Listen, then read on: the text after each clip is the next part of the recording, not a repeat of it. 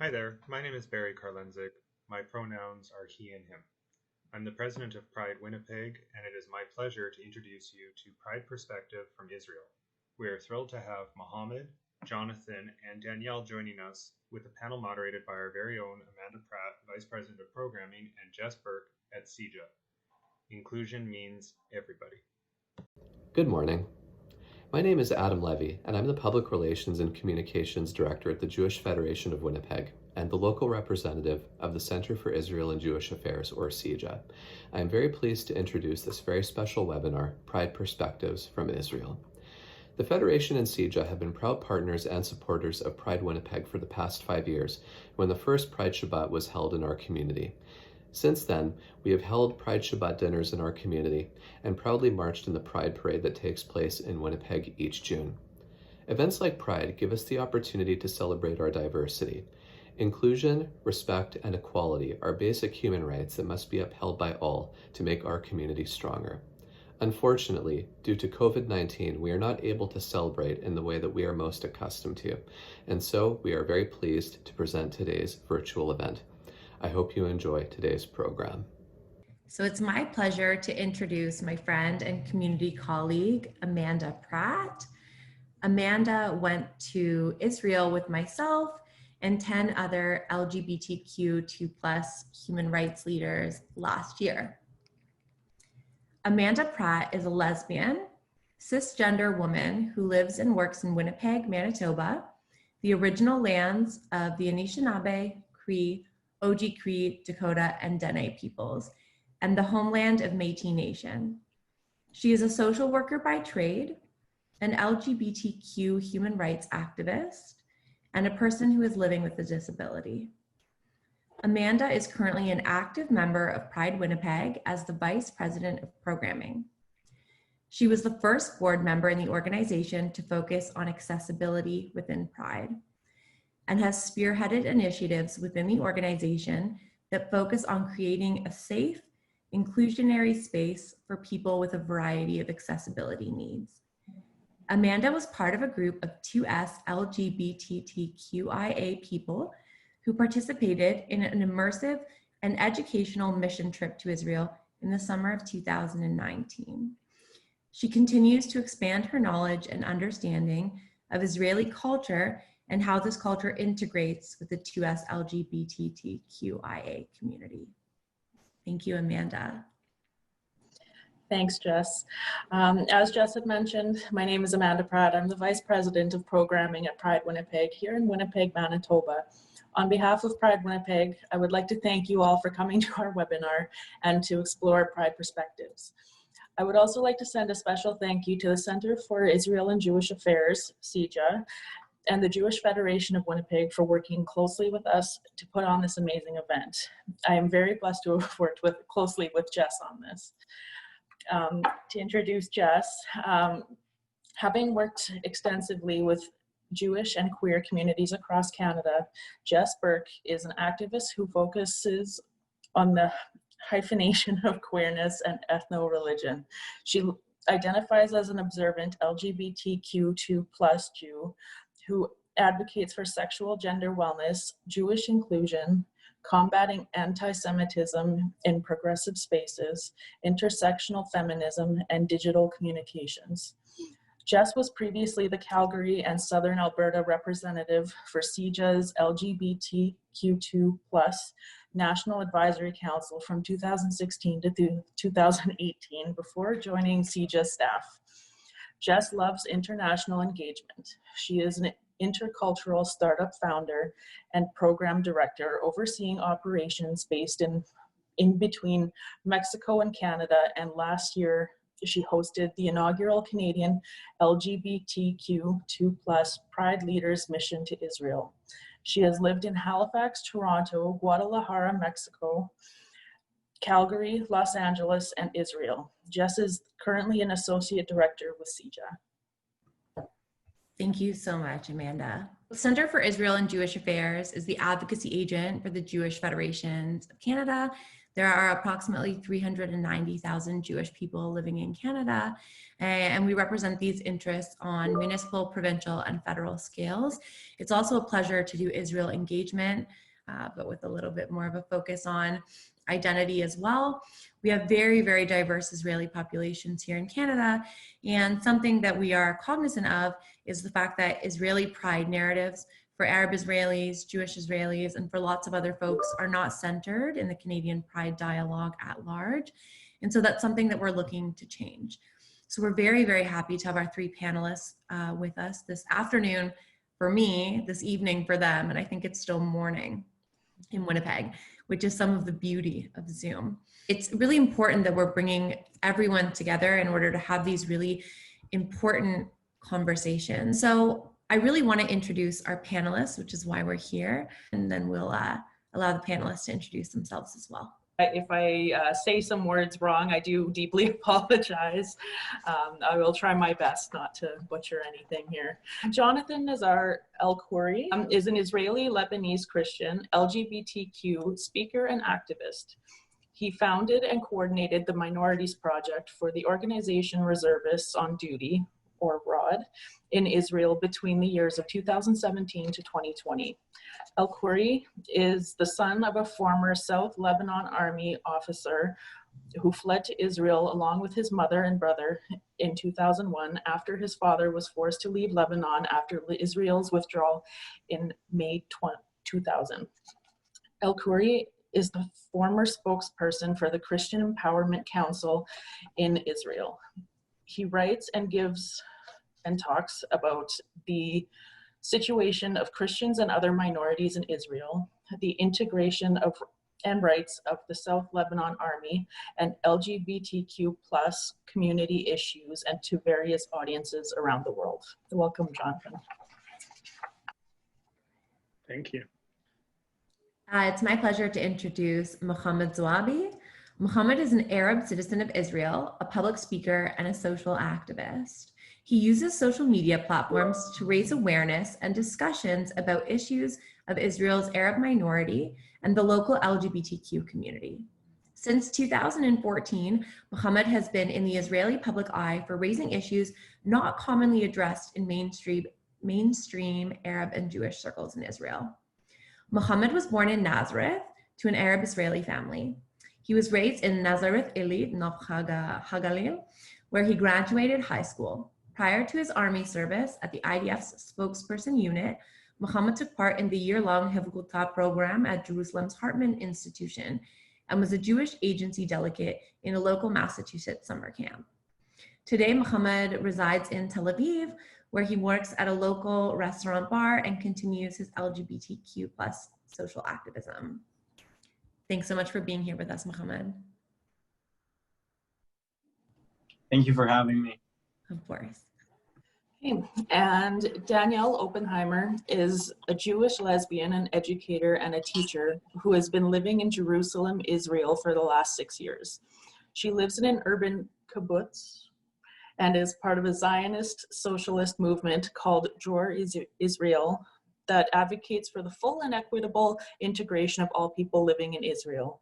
Additionally, through her educational role, she is responsible for the coordination of the LGBTQ plus students organizations at 6 high schools and university campuses in Jerusalem. Welcome, Danielle. Thank you very much. So as much as it's very exciting to read the biographies of these really wonderful people, what I would actually like them to do, I would love to give space to these individuals. As we've discussed a bit, when we all met, us, the panelists and hosts, met in advance of the call, we discussed how, I think Mohammed, you and I spoke on the phone, and we said, you don't really exist to people in America or people in Canada. Your perspective isn't one that's status quo and definitely isn't one that's featured here. And so it really is a really big privilege to be able to have you three here to bring these different narratives. So what we would love to do is give everyone a few minutes to discuss who you are and how your journey in LGBTQ activism began. Did you waltz out and you're coming out with all of this certainty? did it develop? What was it like? One that is kind of universal. And so I think we'll call on John first, and then Muhammad, and then Danielle, if you want to tell us a bit about how you began. Well, first of all, I'm really happy to be here with you on this webinar, and I'm really excited about it. And thank you very much for inviting me. I think, well, my story is kind of not really, it didn't really come out very openly in a really young age. It took me till 21 till I had like the last conversation with my parents, and it wasn't me initiating it. I think that's what you say. But it was my parents coming and talking to me about it. But it kind of starts at the age of 14 when I firstly had a conversation with my father about this issue, about me being gay. And first thing that my father told me is that we don't have that in our community. I come from a community that is a kind of a refuge community that came to Israel in 2000. We were a minority inside of a minority because not only we were Christians in a Jewish democratic state, but we weren't accepted by the Arab population as well. So we were kind of only by ourselves. And it's only us, the four of us in Israel, that are our family. The rest of my family is still in Lebanon till today. So it was kind of, my father, I remember him saying, it's not in our community, it's like the liberals have gays, not us. Like, it's not acceptable in our community. And that's where I kind of put it aside and started going to church. I became more religious and kind of tried to pray it away. But as you can see, it didn't happen. So I kind of continued in this huge struggle with myself, questioning everything, questioning who I'm gonna be when I grow up, questioning my own identity, because since I remember myself, I've been always asked by my fellow Israeli, students or Israeli community, is like, what do you identify yourself? Are you Israeli? Are you Lebanese? Are you Arab? Like, it's always there, the question of identity. And I kind of put my sexual identity aside in order to kind of try to control the things that are controllable in a way.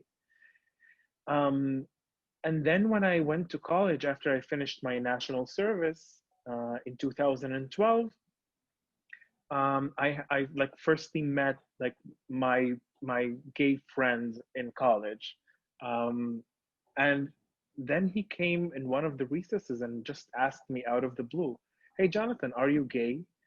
And I was like, "No, yes, maybe, I don't know."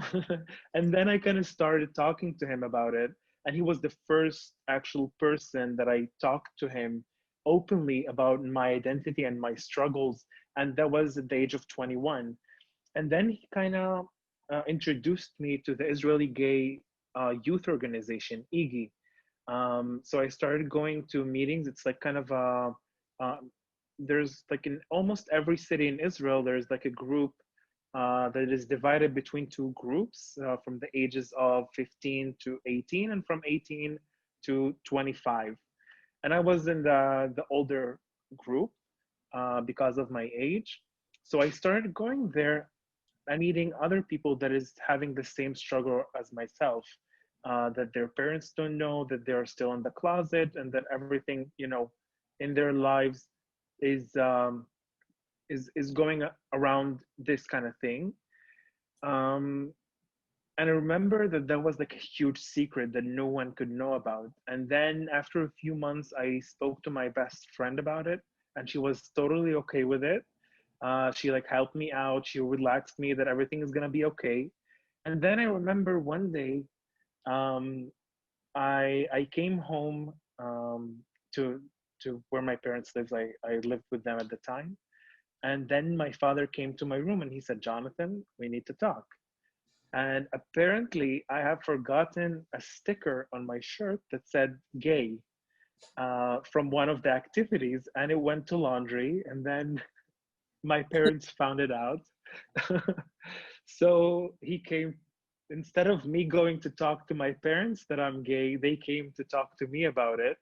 but it wasn't in a positive way. It was a huge fight. Like everything that I talked to my father about in 2004, like when I was 14, came up again.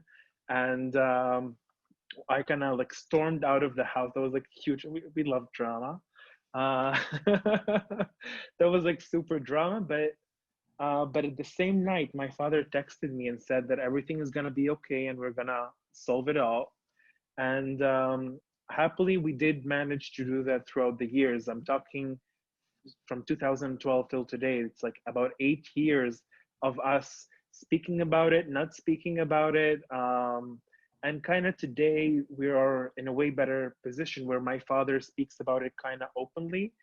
And I started my activity in the gay community actually with Iggy after I finished being like a tutor. I don't know what it's called. Like after finished being like a person who goes there to receive messages, I've become a volunteer in that organization. And for a long time, I've did that being semi in the closet. Like I did a lot of activity in the gay community in Israel, although I was still in the closet back at the time. Still, my Facebook is kind of neutral on like LGBTQ plus issues, but it's always up there. Like everyone around me knows about it. Everyone is like talking about it, but I haven't like came officially on Facebook. But I think that I'm gonna end my story here because of that. If my Thank you fellow so panelists much. continue. I can't believe about the sticker that went to laundry. That's like worthy of writing a book about. Oh yeah, definitely.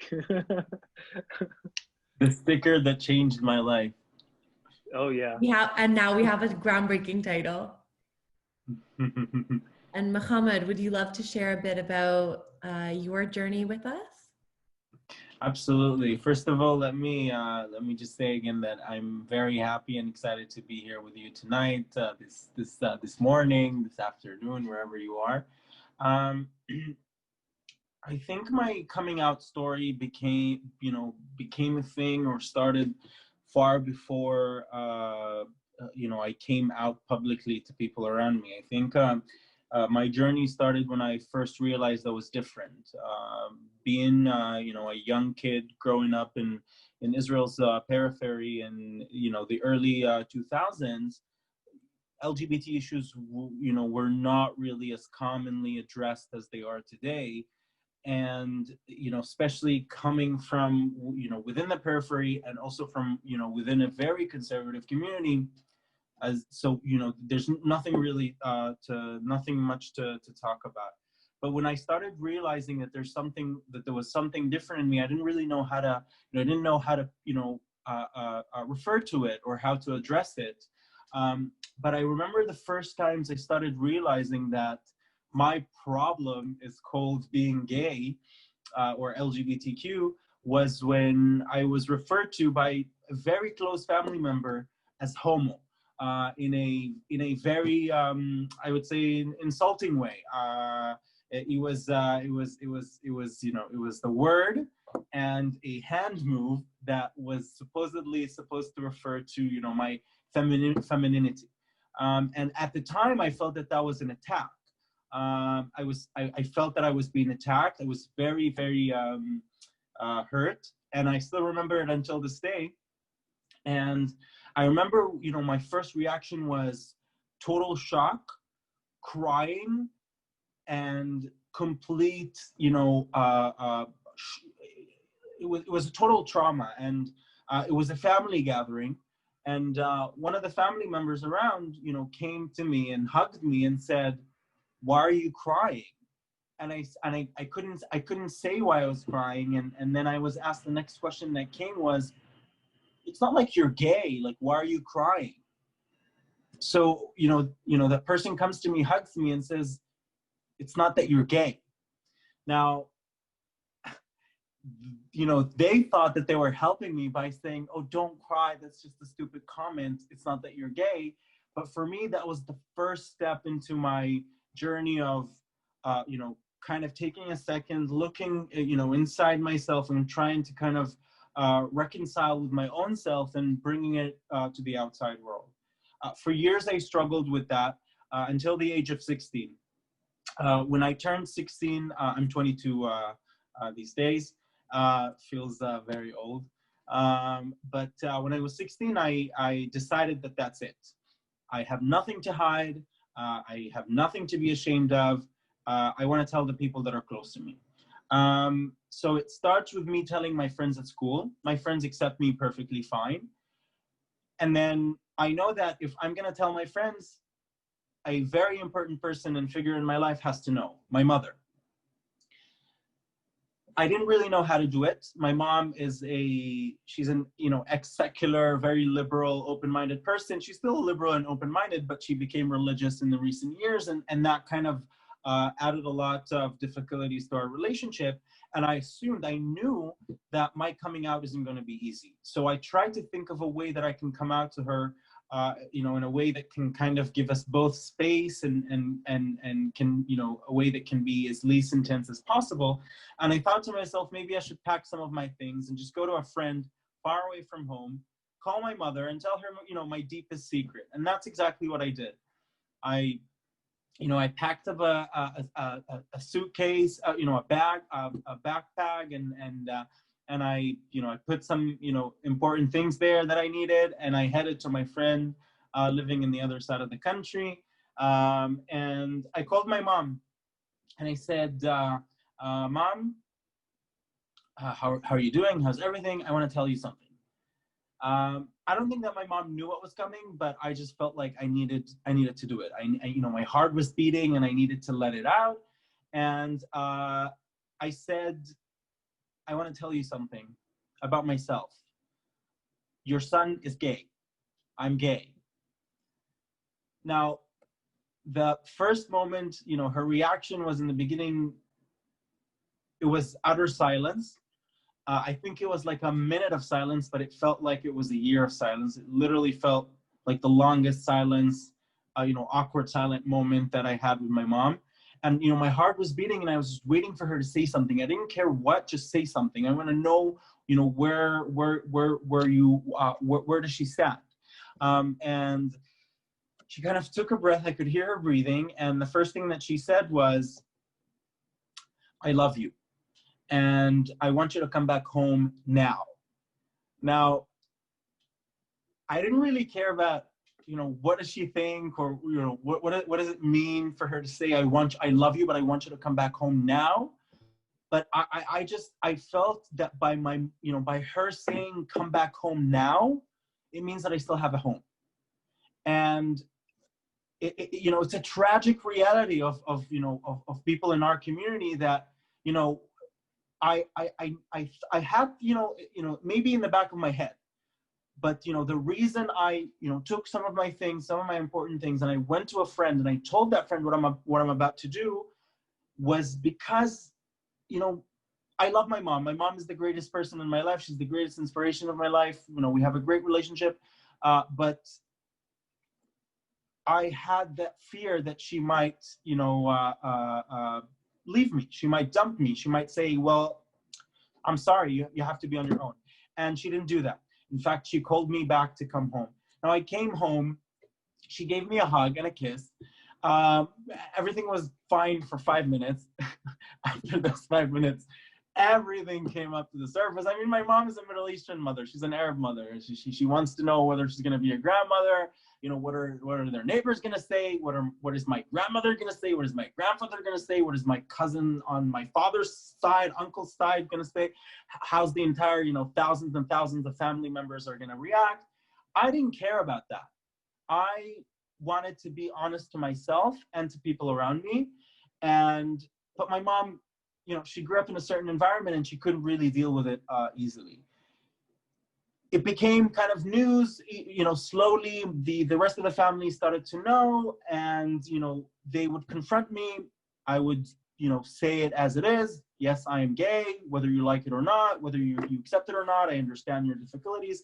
To give you a reflection of my mom's family, for example. My mom grew up in a small Arab town in the Galilee, and so for them, these issues are not really that present. And so for them, it was a total shock to have a family member, a normal family member, someone they like, someone who's a normal smiley kid, you know, grandson, cousin, to come out and say, I'm gay. Yes, I'm homo, ani homo. You know, in Hebrew, when you say homo today, it's not really a cussing word. It's just a normal word. And for me to say ken ani homo or and a homo in front of the same people that called me homo just a few years earlier in an insulting way, it's just it's an amazing kind of closure of you know, life circles. And so until this day, I'm still going through a lot of difficulties with my family. You know, some members are slowly accepting, others are less. But you know, I'm just me, and I'm very active with the LGBT community. I'm active on social media. I'm active in the gay center in Tel Aviv. I just actually finished a leadership long-year program for young LGBTQ plus leaders in Israel, from, you know, the entire political and social and whatever spectrum in the country. And the purpose of that is to create a generation of LGBTQ activists that are, you know, able and willing to stand up for themselves and to, you know, to push forward the issues of our community. So. Thank you so much. Language is so important, right? Being able to say, like, ani homo, like I'm gay. And when that was used as something that was pejorative and as a slur. So I think it's amazing that you reclaimed that, because it's not easy to do. And it's very fun when you bring Canadians to Israel and they hear people say, like, I'm homo. That's definitely a cultural shock, I think. Yeah. So much, Mohammed. Danielle, we would love to invite you to tell us a bit about your bereshit, about your origin, your genesis. Okay. Hi. So first, I'll say it was very interesting to listening to Mohammed and Jonathan's stories. And also I can find a lot of similarities and also a lot of difference, because I think I come from a different culture, like the more liberal in Israel. Also, I think my mother is I come from like a traditional family, like in the middle between, and my mother is a very traditional person. And I think also my story is like, I don't know, from the age of 14, I was thinking about it. I understand it about myself that I am attracted to girls. But I think I really like put it aside somewhere, especially when I was like, I think at the age of 17, my mom came to me and she asked me if I'm attracted to boys. Like, she just wanted to check up and get that answer. And then I didn't have the right answer for her. I was like, maybe boys and girls. And I was like very confused with myself. But that question, I think, really put me inside the closet. That maybe, I don't know if for the first time, but very in a serious way. And I think it took me, I don't know, maybe 5 years later, just after I finished the army and I had to go all the way to India, where no one knows me, to understand it about myself. And the first person I told to was my sister and some other friends, and my father. And my father told me, yeah, I think your mom knows that. Please don't talk to her about it.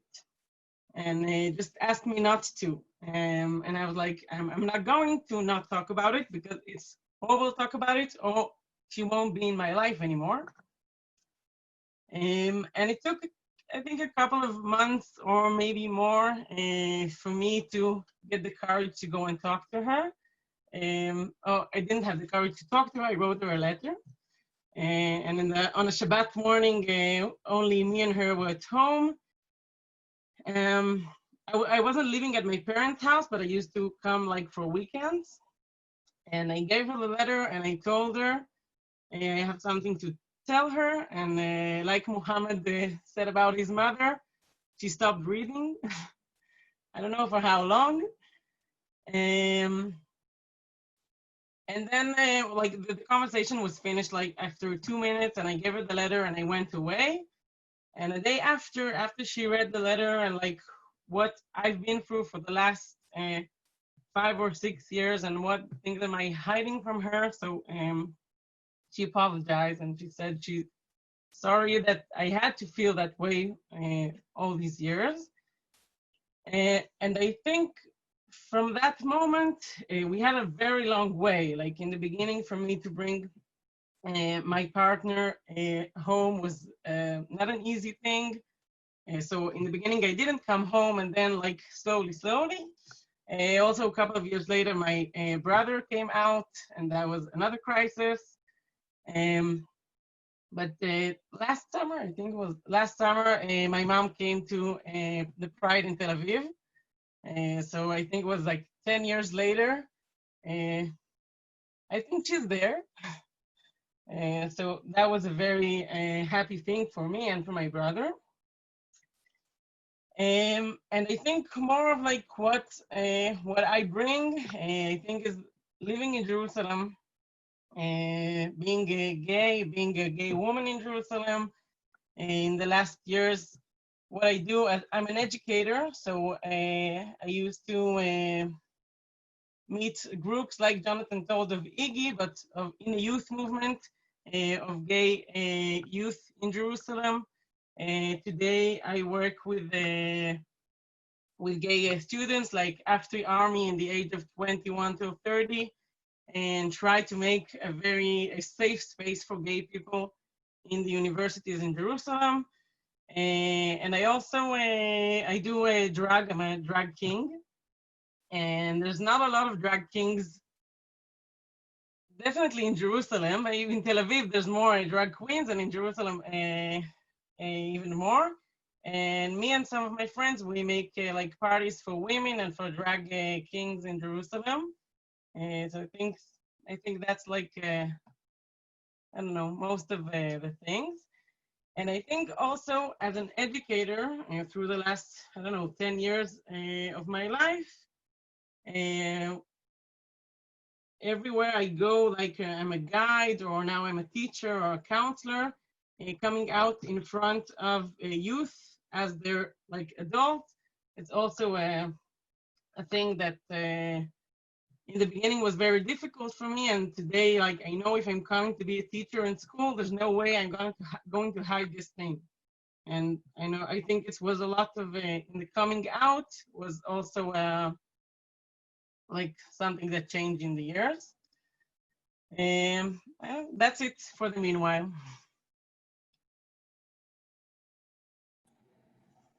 Thank you so much, Danielle. It's always great to hear different stories from everyone's different coming out and, being in Jerusalem and how that looks like. Thank you for that. So I have another question for everybody. So what does your activism in the Israeli Proud community look like right now? What projects or movements are you involved in? And is there something that you're doing currently? I guess we'll circle back to Mohammed. Hi. So as I mentioned earlier, thank you for the question. As I mentioned earlier, I'm very, my focus is social media. I think that social media has, is a great platform to reach out to communities that we couldn't really reach out to in any other way. And I think that one of the uniquenesses of social media in our modern times, I'd say, is that it's just accessible. Everybody can see it. For example, I think we're going to talk about it later, but I think that one of the ways that I try to bring forward the LGBTQ community, but in particular the LGBT Arab community in Israel forward, is by addressing ongoing issues and bringing them to the front. So whether it be political figures, Arab political figures in Israel that are whether supportive, non-supportive, or not saying anything about the issue. So it can be writing articles, making videos, pressuring those figures to make statements and to publicly support the LGBTQ community. In the recent round of months, we had a lot of issues coming up to discussion. One of them was a voting in the parliament for a law that will ban gay conversion therapies in the country. And one of the things that I was doing alongside a research institution in Israel, a public institution in Israel, was basically find statements from the protocol of the parliament, pro-LGBTQ statements from Arab political figures, and bring them forward and kind of forcing them to make a statement based on the things that they've said in the past. For example, we had we had Arab political figures that said many positive things about the LGBT community when it was comfortable and relevant for them, when they tried to appeal to certain audiences or certain communities, but they wouldn't say the same when it comes to the Arab community or when it comes to the issues that are happening within the Arab community. And so these are issues that are important to bring forward and to discuss. Another thing that I really think is important to focus on, and I try to focus on, is the way the Israeli media presents or covers LGBT issues, especially in comparison between the Jewish LGBT issues and the Arab LGBT issues. I'm someone who believes that Israel is for all. Israel can be whatever country it can be, based on the majority. Israel is a Jewish country, it's a democracy, but Israel has a lot of different citizens and a lot of different communities. And I think that in a democracy where the media is the one of the tools for the people to represent themselves and to find themselves on the screen and on prime time, I think it's important for it to represent everyone. And I think one of the disadvantages of the Israeli media today in 2020 is that it remains one of the least ethnically diverse media outlets in the Western world, if we consider Israel a Western country. We look at figures that show us that the representation of Arabs falls under 5% in prime time when we make 20% of the population. And so you can only imagine where does that leave the LGBTQ plus Arab community in that representation. Almost non-existent. And so it's important for me to discuss these things, to bring discussions forward, and to pressure the media, politicians, public figures in the country to address more and more our issues. And I think that the last thing I can say is bring my own voice. I'm an LGBTQ Arab Israeli. I have my unique voice. I have my own story. I speak the languages. I have the cultural tools. I understand the mentality, and I have the right, or I feel more comfortable to speak out against those extremists in our community that attack us and violate our own rights, in the name of democracy and freedom of speech. And I can do that, something that not everybody else from the wider community can do. So that is something important that I try to focus on as well. Thank you, Muhammad. That's such a good point. We were having this conversation in a Pride circle in which we discussed ethnic visibility and representation, and we said, maybe the issue about everyone thinking that folks in Israel are white has to do with media representation. And I look at American television. When I was a kid, there were two shows that featured Black families. One was a cartoon and one was The Cosby Show. And so that wasn't at all indicative of what the actual climate looked like. And it's a really big problem. And so centering these voices, Arab voices at large, and then Arab voices in the Pride movement is so important. And as we discussed, folks in Canada don't know that there are LGBT Arabs working at resto bars downtown, it's not a commonplace understanding. And that diversity is lacking because it really is something that we have in common. It's kind of unifying. John, if you can tell us more about your current work. You're a madrich with Iggy, right? Or if you can tell us more about that kind of mentorship. If I may, I want to comment a little bit about what you just spoke with Mohammed about the representation. And I think this is a huge issue, especially, with pro-Israeli as well, organizations abroad in the US and Canada and Europe. And there's something that I faced a lot, because when I created and moderated the minorities project at Reservist on Duty, I wanted to build a group of mixed minorities from Israel. So we had Christians, Muslims, Bedouins, Druze. Some of them were LGBTQ themselves. I was, the manager of this program, so I always traveled and spoke on stages about this issue as well. And I think one of what we wanted to show is that Israel is not only, not only Jews live in Israel. We are more than 20% of the population, and it's about time that you hear our stories as well.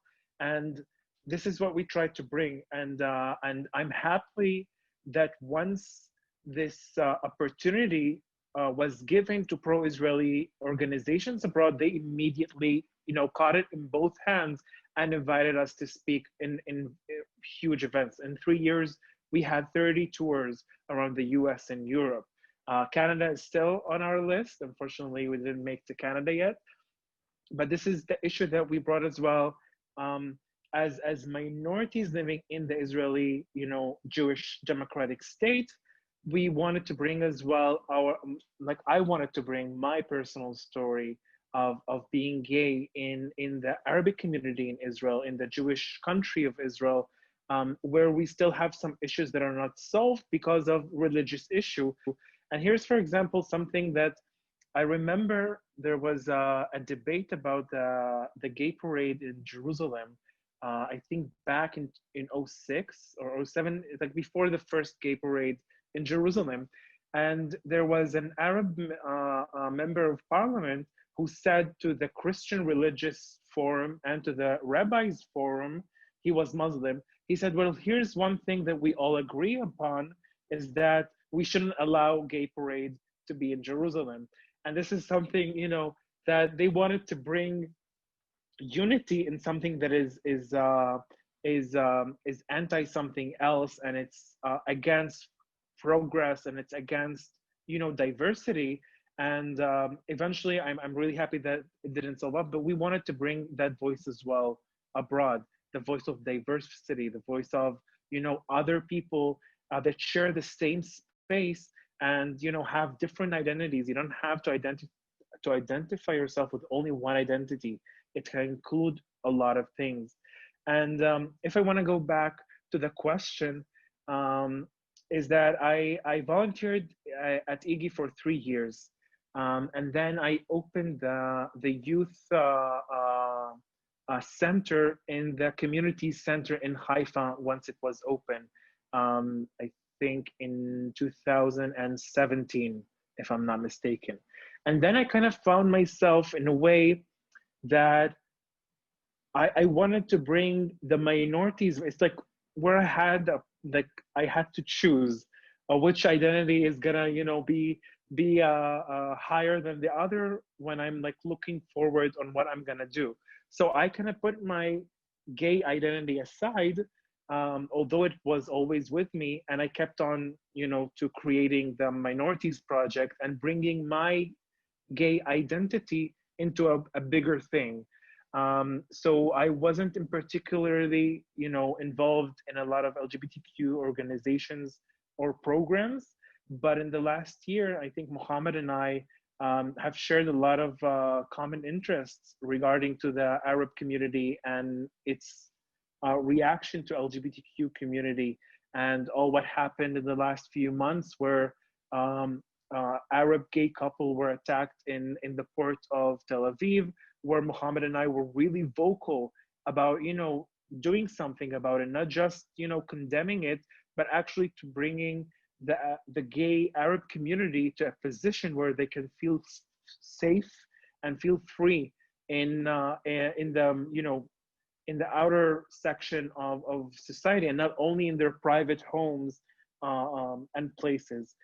So this is something that I've been really vocal about, not only on social media, but also I think Muhammad as well. He wrote like tens of op-eds about the issue of Arab minorities and Arab gay community members. So this is what I've been doing for the last few months regarding the LGBTQ community, focusing and giving platform to Arab LGBTQ community to come up forward.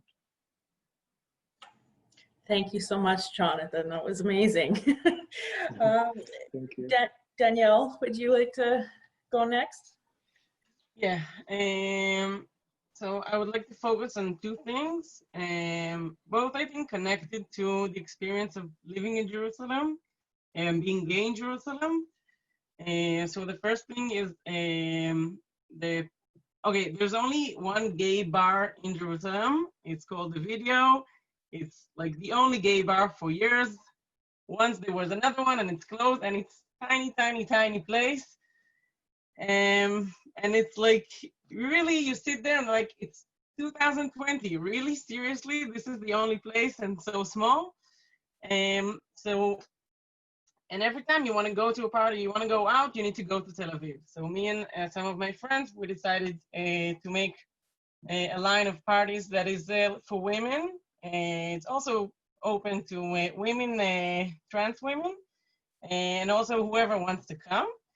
And we started doing that, and I want to say in the first, like we also do it in a like not in the center of Jerusalem, but in like a side neighborhood. And it got us to meet so many different people. Like on the first party, they came these 4 women, like 60 years old, who like, oh yeah, we like the first lesbians of Jerusalem, something like that. And it was so interesting, like meeting a lot of people that just waited for this place to be and to see drag shows in like in Jerusalem, and in like not even in the center of Jerusalem. So I think that's one thing, and we're trying to bring to the stage like new artists, and also a place for women to go on stage. And it's also very, very fun. And the second thing is, I really don't know how to say it in English, and just said it before, but I'm part of an organization called, or organization responsible of the universities, and trying to make like gay spaces in the universities. So in Jerusalem, we have 6 campuses, 3 campuses of the Hebrew University, at Har HaTzofim, at Givat Ram, at Ein Karem. And we have an education university, David Yalin, an art university, Betzalel, and Hadassah, who is like a mixed university, and that I want to talk about, because the last year was the first year we tried to go in that university.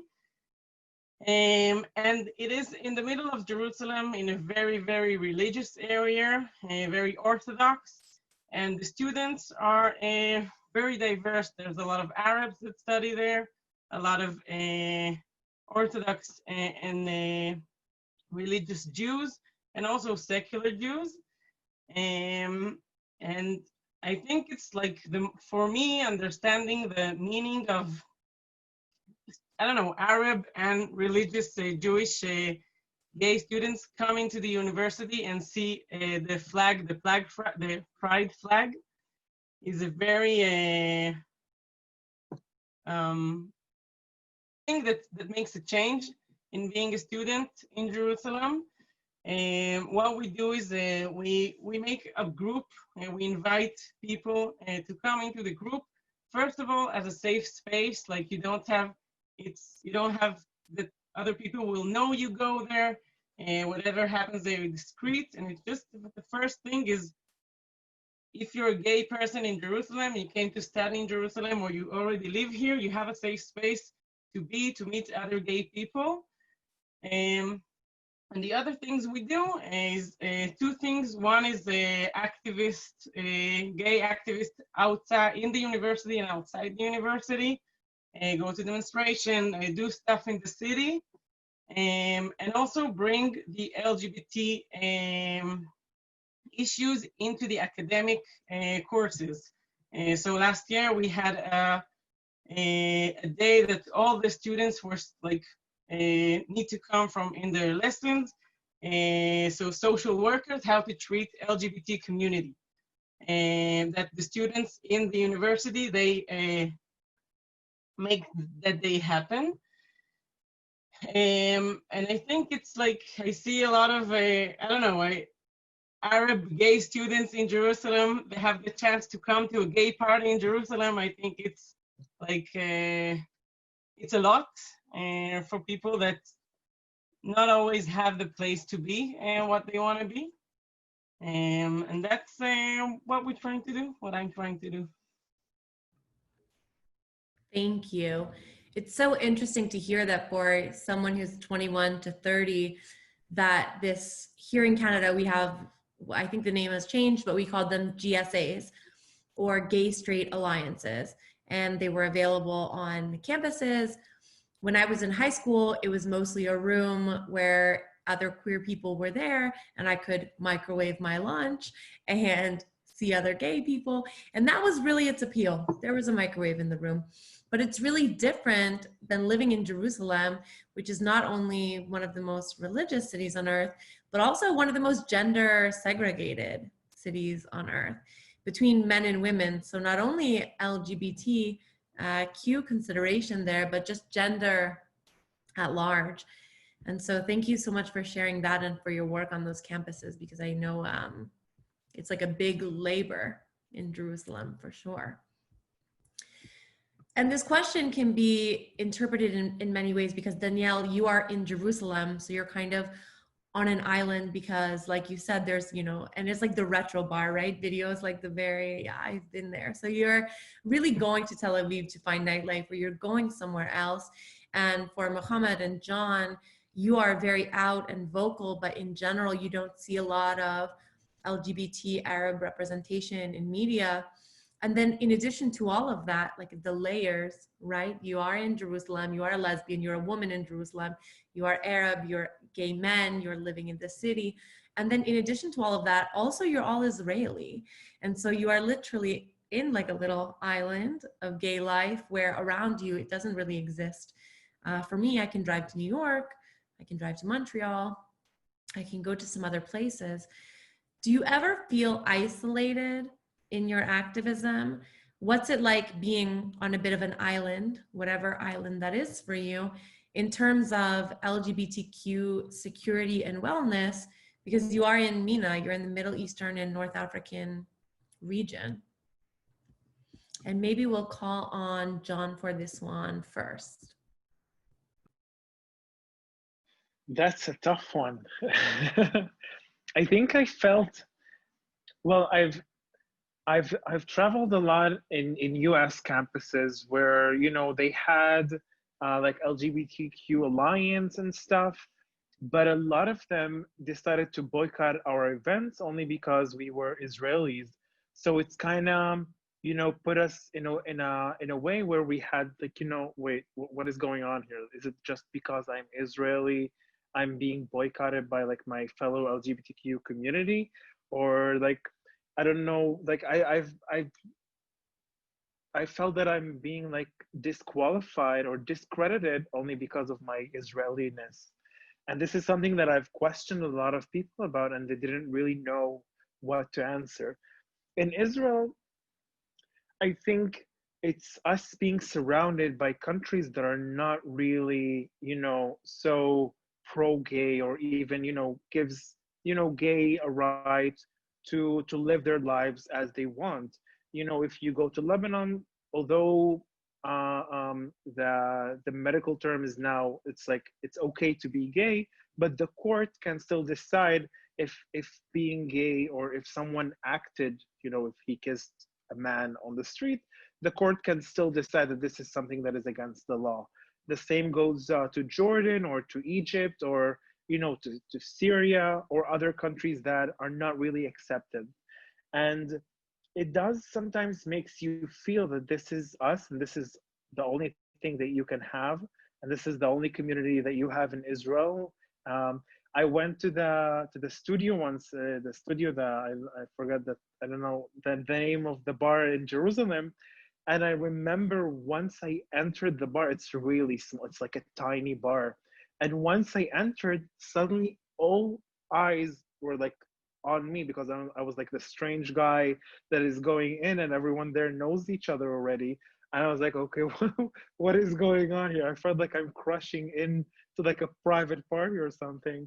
But immediately in seconds, you can feel really welcome, because it's like, okay, so you just talk, you start talking, and like, you know each other, and you know this guy that knows this woman that knows, you know, this other guy. And this is something that you can feel really part of. So I do think that we are kind of isolated, but not only because, you know, we have our own thing, but because the world sometimes doesn't see us as part of their, you know, shared interests or shared common things that makes us keeps, you know, moving and living. Thank you. I agree completely. Danielle, what are your thoughts on maybe whatever your personal island may or may not look like? I'll say I think I never thought about like what is the connection between me and LGBT community in the world. But I do think like in the area we live in, I think definitely Israel is a unique thing. I know just about, I don't know, the Palestinian, I don't know how you say it in English, authorities that a lot of gay people run away from there to Israel because you can't be gay there. And probably like Jonathan and I don't know, from other, maybe from other places in the Middle East also that I don't know of. And I think like, I wish people could live in their country and also be gay. And Israel won't be the only place in the Middle East that you can be gay in. Also, not just in Tel Aviv, also in the south and in the north of Israel, or east of Jerusalem, or whatever. And I don't know, I think whatever, like Jonathan, you said about going into universities in the States, and I think it's an issue talking about, not about LGBT, it's talking about what people in America think about Israel and how they like all the boycott and all that stuff that I think is doing without knowing what is the real reality in Israel. Just not understanding, and I think people should come here and understand and learn before they decide to do that. That's my opinion. I completely agree with you, Danielle. So it ties into a bigger issue. It's not understanding the LGBT specific issues, but also part of like a larger framework. Mohammed, I'd love to hear your insights on this one as well. Look, I'd like to tackle this issue from a few different perspectives. First of all, I think that, you know, as an LGBTQ Israeli, it definitely outrages me to hear that other LGBTQ organizations and people wouldn't work with us just because of our nationality. It's unbelievable. And it brings me back to a lot of conversations that I've had with LGBTQ people from outside of Israel who accuse Israel of pinkwashing. I always say to people who say that is that it's very important for us to distinguish between the government of the country and the people and the civil society in that country. Now, objectively speaking, if we take the Israeli society objectively, not from a political perspective, not from a partisan perspective or whatever you want to call it, the Israeli society has been going through tremendous changes in the last 20, 30 years. From the 1989 cancellation of the law that basically de facto criminalized homosexuality, was never enforced, thanks to the Supreme Court, by the way,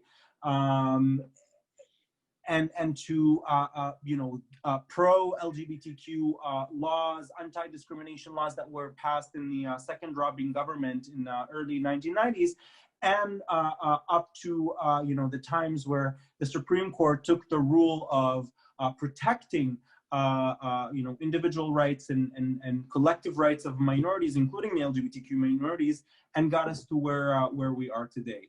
So it's important to look at that and remember that 20 years ago, for example, we could see pictures of police officers in Israel, dispersing gay protests with gloves because they didn't want to touch gay people, fearing that they will get HIV.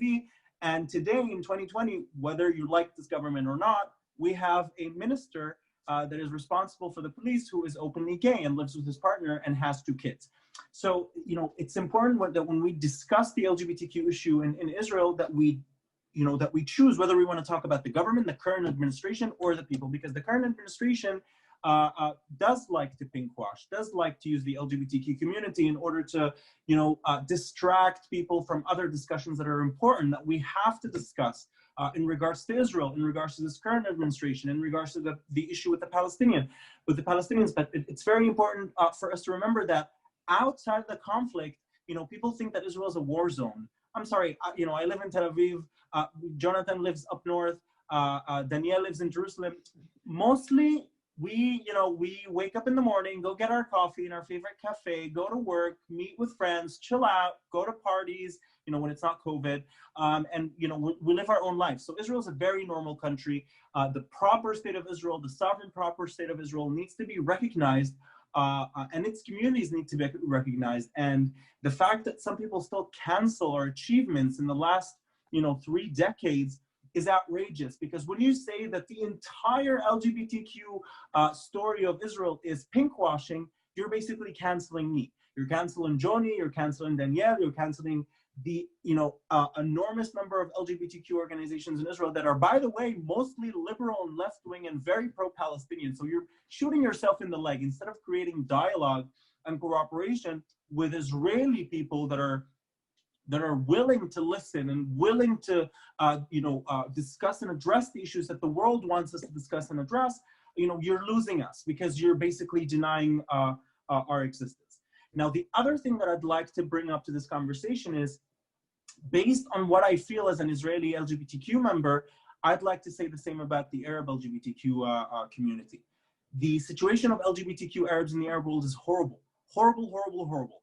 It's unbelievable that there are still countries until this day that are not willing to give individual freedoms to their citizens, that are not protecting their citizens, whether they're gay, lesbian, bisexual, transgender, whatever.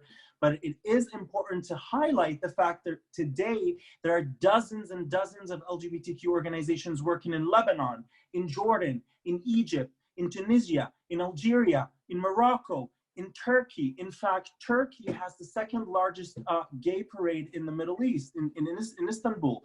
They're facing a lot of backlash from their Islamist government, the current administration, but still, they're ongoing in their activism. They're fighting for who they are. The Lebanese LGBTQ community is growing in ways that I've never seen in the Arab world. They're active on social media. They're active in the streets. After the blast in Beirut, that took the lives of I think hundreds of people and injured thousands, Lebanese people went down to the streets, and we could see outposts of LGBTQ movements and LGBTQ flags and people, dozens of people chanting, apropos talking about homo, chanting in Arabic, in Lebanese Arabic, homo is not a curse, in the middle of Beirut. So it's important for us to highlight that and remember that. Israel is a very unique country in the Middle East when it comes to the fact that it has progressed in a very speedy pace. But Jordan, for example, decriminalized homosexuality in 1951. Bahrain did that in 1972. They're both Arab Muslim countries. The problem is that their civic societies and their civic movements are not as strong as they are in Israel. And so that is why it is important for us to, first of all, remember and support the civic movements on the ground and support Israelis who are fighting for this country, whether we agree with them all the time or not. The fact that Israel is a country that has a strong civic society, it is the reason why the Supreme Court stood next to us. The Israeli parliament today is most likely not going to support us because of political differences and religious differences and coalition and whatever. But the majority of the Israeli parliament is representative of the people, and the majority of the Israeli parliament, as the people, are pro-gay. But they will not be able to do that because of, because of their fear of religious people or the coalition or, political questions and whatever. And so it's important to disconnect us from the government and from what the administration is doing, what everybody else is doing. We're here, we're queer, and we're here to stay, whatever slogans we like to shout at our parades and our movements. And another thing, the last thing that I want to bring onto this question is that when you talk about us, talk with us. If you want to understand the LGBTQ situation in Israel, talk to Israelis. If you want to understand the LGBTQ issue in Lebanon, talk to Lebanese. If you want to understand the LGBTQ issue in Jordan, talk to Jordanians, to Egyptians, to Tunisians. In Tunisia last year, we had an openly gay person who put himself as a candidate for the presidency. He obviously didn't win, but he created a dialogue in his country, and he did a great thing. The entire country was talking about it. He is someone that we should be talking to. These are people that we should be supporting and talking to, instead of talking from the outside as experts and deciding whether these people are strong enough or resilient enough or they're fighting for their rights enough or not. It doesn't matter where they are. We need to support them because 20 years ago we were just like them. That reminds me so much, thank you, of what we're hearing now. There's an activist I love in the US who says, queer people everywhere are responsible for queer people everywhere. And it's so important because the erasure of the identity, we have a lot of people in Canada and a lot of people in the US at large in positions of power that have really strong opinions on the conflict or on the Middle East, but have really taken no effort to bring upon themselves an invitation to invite the folks living at these intersections to say, Muhammad, as an Arab Israeli, as a Palestinian, as a gay person, how do you feel about this? And when we're not asking you, and when people are making these decisions, not only is it oppressive by nature, it's also violent to be completely speaking over groups of people that are living. And I think Jonathan really said it as well, and Danielle said it as well, discrediting the very real activism that you've been doing for the last 8, 10, 12 years living as out people. So I'm very proud of all of you because it's not easy. And I love what you brought up about Tunisia, about the discussion, because whether or not he was elected, I think we knew he wasn't going to be elected. Whether or not he was elected is not necessarily the question. The question remains more in the realm of what conversation did this start and what did that dialogue look like? And we know that the Al-Arz Tahina controversy recently opened a lot with regards to LGBT Arab rights, with regards to the Middle East. And Jonathan, I know that you know Julia, maybe Mohammed, you know her as well. But first of all, folks in Canada or even in diaspora, I don't think know about the Tahina controversy, or maybe like in Canada, we don't have a lot of ketchup scandals, or I think it's very different for like a condiment to be at the center of such a heated debate. So can you all kind of weigh in and tell us a bit, first of all, what is the controversy and why does it matter? I know that in the US, they had like a pickle controversy or something about like a pickle company. I'm gonna look at this because that sounds very American. So Muhammad, do you want to talk about it first? That's great. I'd actually love to, because it's a very close issue to my heart. I think that, so everything started basically when, so you know what, I'm just gonna give you a very, very quick kind of reflection of what's happening in the Arab community when it comes to LGBT rights in the recent years. We recently had a very, very known transgender woman who tragically died in her apartment in Tel Aviv. She was Arab, she was famous, she was known, and she was a vocal activist who was in fact stabbed almost to death a year before she died. And after her stabbing in her apartment by a guy who came to meet her but didn't want people to know that he's dating a transgender woman, There was a protest that was organized and thousands of people marched throughout Tel Aviv, against violence, aimed at transgender people that is much more common in Israel today. Despite all of the progress, we see a lot of violence against, I would say, gender fluid people who express their gender identity in a different way.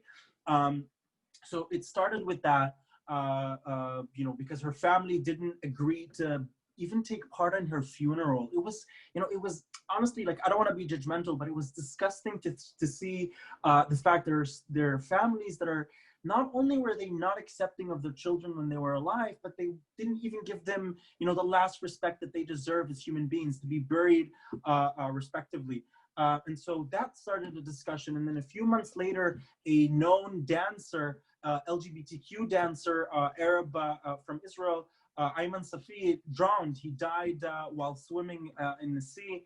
And his story went viral because his parents, his very accepting parents, wanted him to have a religious funeral. And so they went to the imam of the mosque in their town in northern Israel, and they said, look, we understand that you might think differently of our son's lifestyle, but we want to bury him in a religious cemetery and have a religious funeral in order for us to respect, the masoret, the traditions. The imams refused, and the family decided in a very courageous, it was a very, very unbelievable step to say, well, you know what, you don't want? Okay, sababa, we don't want you either. So they had a secular funeral with thousands of people, women, men, Muslims, Christians, Jews, everyone, LGBTQ. It was, I think, the first big event in an Arab town in Israel that had such a great big LGBTQ presence. That really, heated the debate, and the religious people were even more angry because they thought when they would say no to us, we would be like, oh, okay, sorry, we're just gonna go, we're gonna lower our heads and we're gonna give up. But thanks to his very supportive family and very accepting family, we didn't do that. And that gave us even more of a motivation to keep up and do what we do. And a few months after, Julia Zaher, the CEO of Tainet Al-Arz, which is an Arab-Israeli company that basically sells and promotes Tiny, decided, I really think it was a very authentic move. I didn't really think that she expected from, conversations with her, and not personally, I don't know her personally, but from, people who know her that know me, and from discussions that we had within the community, people say that she didn't think about, the outcome of it. She just wanted to support LGBTQ Arabs who need support in Arabic. And you know what, as a young LGBTQ Arab, I really wish I had a hotline for LGBTQ Arabs when I was 16 and when I came out. I wish someone could tell me what is the best way to tell my mom in her native language, about my gender and my sexual identity. I didn't have that. And so when Julia decided to do that, the same religious people, the Islamist, extremist religious people in the Arab community came out against her and decided to issue or to start a campaign boycotting her. I mean, it might have worked in certain places, but mostly I think the money that they've received after the announcement was much higher than the money that they lost, because so many people came out in support, and including members of the Arab political representation in parliament.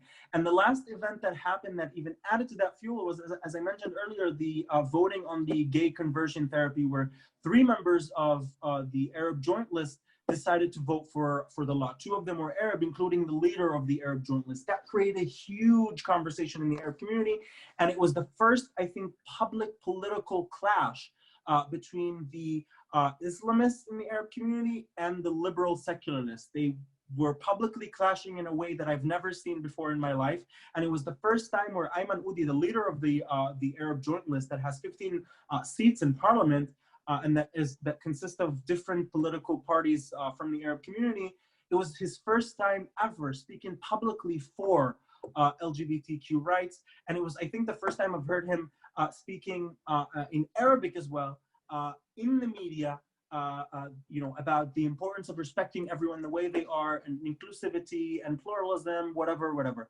et cetera, et cetera. Things that are very important. And so that added to the conversation. And the tahini story, or the incident, the entire incident with tahini was such a symbolic move. It was such a symbolic thing, because I've never thought in my life that tahini would represent my my struggle and my aspiration for equality and for representation and for rights and whatever. But here I am, suddenly I have like this company, this tahini company that my grandmother buys her tahini from, that my mother buys her tahini from. People who know me, people who are around me buy their tahini from. And this company is suddenly saying being gay is okay, being LGBTQ is okay. We are starting to accept you. That sends a great message to people around us. That sends great messages to our family. My mom calls me and says, "Oh my God, the drama. Did you hear what's happening? Like, I'm gonna go buy tahini." I was like, it was just an amazing experience. For my grandmother to tell me, those liberals like you, they're trying to like promote the gays. Now, even if she says it in a negative way, or in a judgmental way, or from a conservative point of view, the fact that we're talking about it, the fact that it's happening, is just amazing. And I'm gonna let my fellow panelists take it from there, because I'm way too excited. I just want to say something short about that. That my feed on Facebook, I have like no connection to Arab Israelis or gay Arab people. It's not in my feed, and suddenly the whole feed was like Chini El Arasa. Like all my family and friends and WhatsApp groups and everywhere. Now you should buy Chini El Arasa because of that. I was like, okay, like I think no one, like most Jewish people, didn't even heard about that she made that donation. They just heard the backlash and say, now we need to support that tahini company. And now everyone I know buys that tahini. And like, it did just the opposite of what they it's like, she did like a great I have thing. pictures of empty shelves. Pictures of totally empty shelves in stores. I think it's hilarious. It's There's like a genius and it's huge gallery on my phone that it's only about Tahini Al.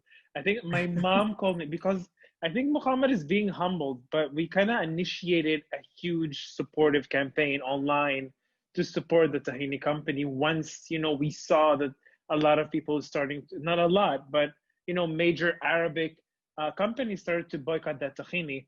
And my mom called me like after a few days and like, I think she made a lot of money. Did she send you like a box of tahini? Because she should do that.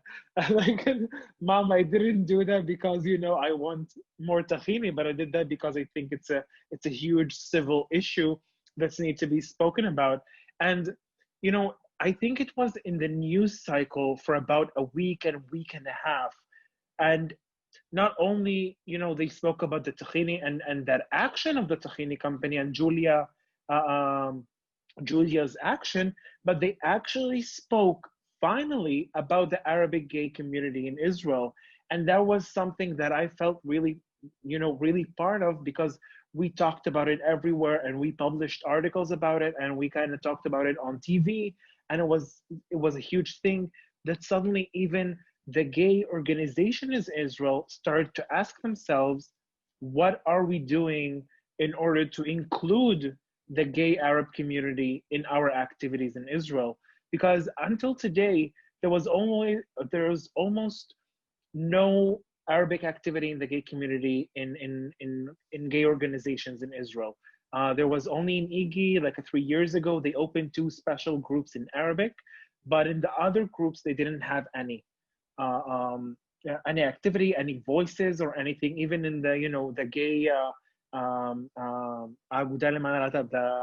the Association for the LGBTQ community in Israel, that is based in Tel Aviv. They didn't really have an Arabic representative, but suddenly, because of Julia's donation, not only that they are going to open a hotline for Arab youth at risk, but they are finally, they have a position for an Arab-speaking person who can come and, direct or even receive some of the needs of the Arabic gay community in Israel. And this is maybe Julia just wanted to make like this general support, but what she actually did was to make so much different on the ground that I think it just opened a huge gate for more people now that could just jump over it and start doing it more and more. Because people say that you need only one person that is strong enough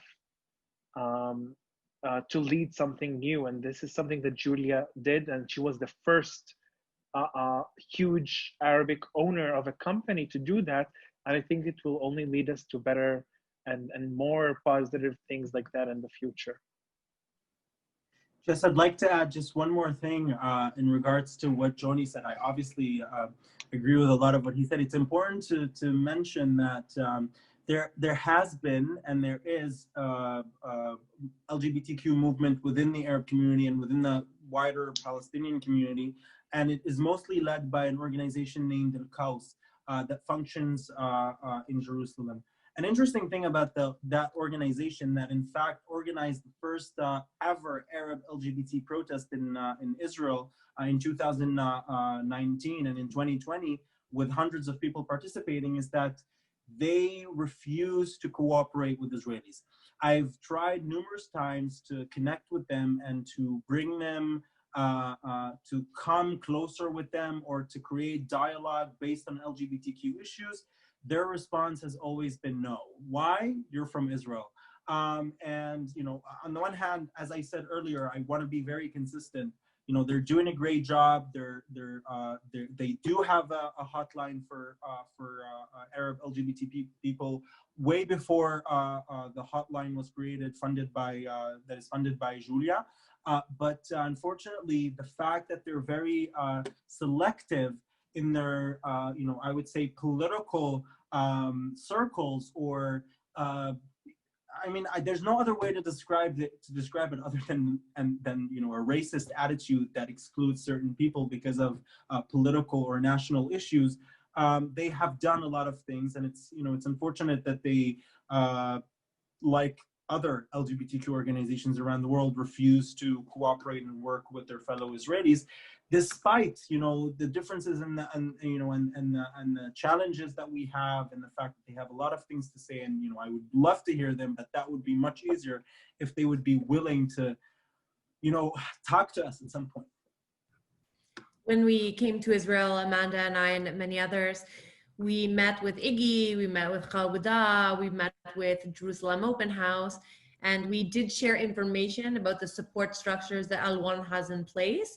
But of course, regretfully, we were unable to secure a meeting. But we did talk about the support services that they are offering to Palestinian queer youth and what that looks like. So you know what, it's funny. I haven't actually heard too much about this Tahini crisis, and it's just interesting to hear how something like Tahini can start such an amazing conversation. And it just really goes to show, in Canada we don't hear too much about the perspectives of LGBT people across the world, and especially in Israel. So, what I want to know is, what can Canadian and American folks like Jess and I do to support queer and trans people living in Israel? I think the first thing is like what we talked about before. I think if LGBTQ organization in Canada don't want to talk to Israel and, I don't know, like boycott Israel or whatever, like don't see whatever Israel is. So definitely they can't help, or they can't be like stand aside to the LGBT communities in Israel. So I think I very much agree with what Mohammed said before about, like, first of all, choose dialogue. I think it's very important, first of all, to know, and like what we're doing here, to hear the voices of the LGBT community in Israel. I also think things that happen all over the world. And I don't know, I saw a lot of things about the Prime Minister of Canada and his relations to the LGBT community. And like, it makes me as an Israeli look somewhere and have like an inspiration to what I want our society to be. So I think that's a very important thing, like just doing whatever you're doing in your community. But I think it has to come with like not canceling another society, the Israeli society, Jews and Arabs all together. And I think that's a very important message to move on.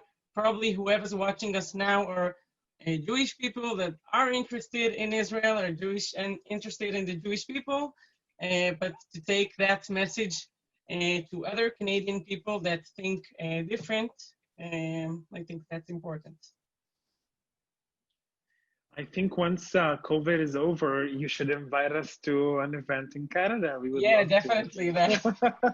That's next on the list. Like I told you, I have Canada on my list. I want to ensure on the bucket list. I think what Danielle, I'm gonna join Danielle by saying that creating dialogue first and foremost is the most important thing that could ever happen in this kind of issue. It's not only, you know, it's like this, like sharing our experience and receiving other you know, shared experiences from other people, and this is something that is really important. I think, for example, once I participated in a delegation to Italy, where we were 1 week, like, you know, like a small tour around Italy from like Rome to Milan and other places, where we actually met gay organizations or gay, you know, activists, where they wanted to see how gay organizations functions in Israel. Because, for example, there's the gay center in the Open House in Jerusalem. There's the gay center in Tel Aviv. There's IGI. There's Hoshen. There's like so many organizations in Israel that, for example, in Italy, there's I think 4, maybe 5, like that's like top of the organization that there is. And this is something that they wanted to ask about. How are they sharing, for example, with the government funding, and how do they receive government funding, and how do they work with the government and try to make, you know, civil life better in the community. And that's something that was super positive. So we were like 4 participants from 4 different organizations, or even, you know, private activists that just came to share their own personal stories and how they did, you know, activism in a way. And, you know, sharing these stories can bring so much hope to other people that haven't heard these type of stories before, especially, you know, sharing from the minorities of the minorities of the minorities of the society in Israel. I think it could bring a lot of, so it's not what you can help us with, it's what we can help you with as well. So it's kind of like a both ways, but I think that the most important thing is dialogue. I'm gonna totally agree with Danielle on that. Dialogue and open conversation. I think to Amanda's question, I'd like to say to Canadians and everybody else out there, stop excluding us. Just stop it. It's unprofessional, it's inhumane, it's unfair, and it's honestly so like, you know, 1990s, and like it's so not like what we want to have now. It's not what, you know, it's not what our community and our conversation should look like. We understand that you might be angry about our government. We are angry at our government too, believe it or not. We have a long list of things that we'd like to say about our government and about, you know, the way things are handled here on various different issues. But that does not give you the right to cancel us and our existence and our activism and who we are and what we stand for. We're here to stay. We've been working to change our society for the last few decades, and, you know, not to brag, we've been very successful. We managed to, you know, bring a conservative Middle Eastern country from a place where being homo was the worst thing you can imagine, to being one of the most liberal gay-friendly countries in the world, or having one of the most liberal gay-friendly cities in the world. And so you cannot exclude us. You cannot, put our achievements on the side, or decide that everything that we do is pinkwashing. The fact that we want to bring our stories forward is not because we want to, dismiss other issues that we need to discuss. We want to discuss all issues, but as LGBTQ members and people and activists, the things that we wish to bring forward is our issues, our community's issues. And the fact that we come from a region where we're literally neighbors of countries that still, Saudi Arabia hangs gay people. Iran hangs gay people. In Syria, God knows what's going on there. And these countries are hours away from us. And so talking about the fading of an island, as I said, we should remember that there are local LGBT communities fighting for themselves there. But the fact is, we're in an area that lacks, the voices that we bring with us. And it really would hurt your cause and, your efforts to change our world if you decide to exclude the only, I would say, vibrant, long-living community, gay community, LGBTQ community, plus in the Middle East. So just stop it. It's really not cool. And, love to everyone. And I'm so down to come to Canada after COVID. Geez, I'm so down to go anywhere. I want to leave this country. Like, I love this country, but I just want to fly somewhere. Please, God, I've been stuck here for the last 4 years. I just finished my Army service. And the moment I finished my Army service, girl, I wanted to fly the heck out of here. But no, COVID decided to come over and, check out on us. So I'm stuck here. So I'd love to come visit at some point. I think I was actually flying home from Reykjavik when you were cutting your your ID from the army. Yeah. You were physically cutting it, and I was boarding a flight from Reykjavik back to Toronto, on a repatriation flight, knowing that no one's gonna go anywhere for a year. And you were I'm free, but you weren't that free. So after COVID, we'll have you all over.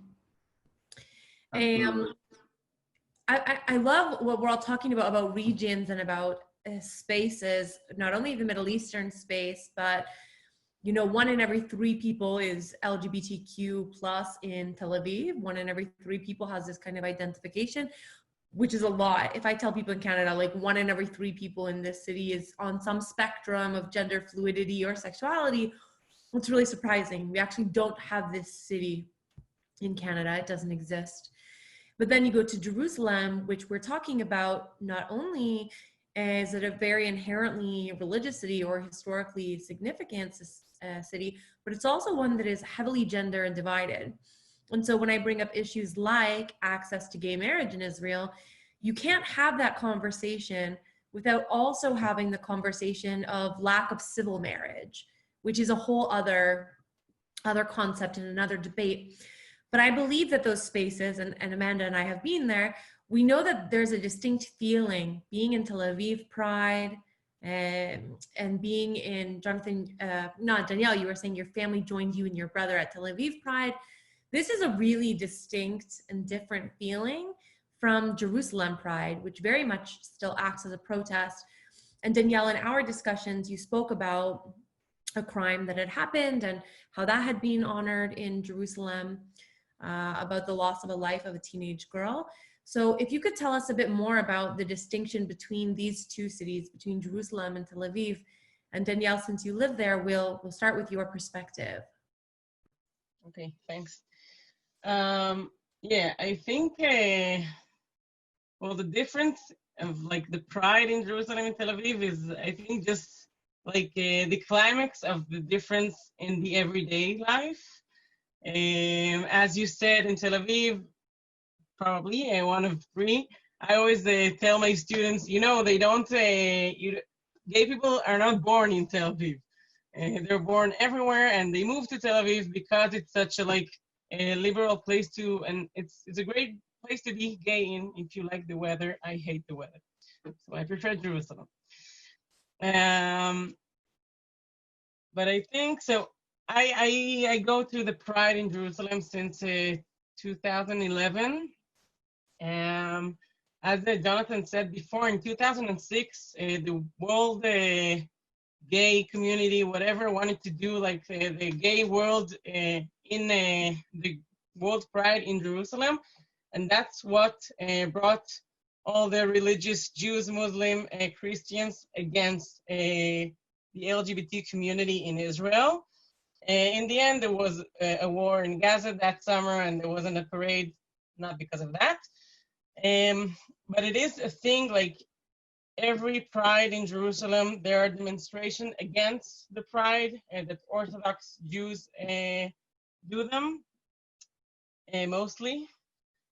And when I started to go to the gay Pride in Jerusalem, it was a very, very small thing. And I think the difference, if Tel Aviv is like a big party and everybody come and drink and dance and like the big cars and stuff like that.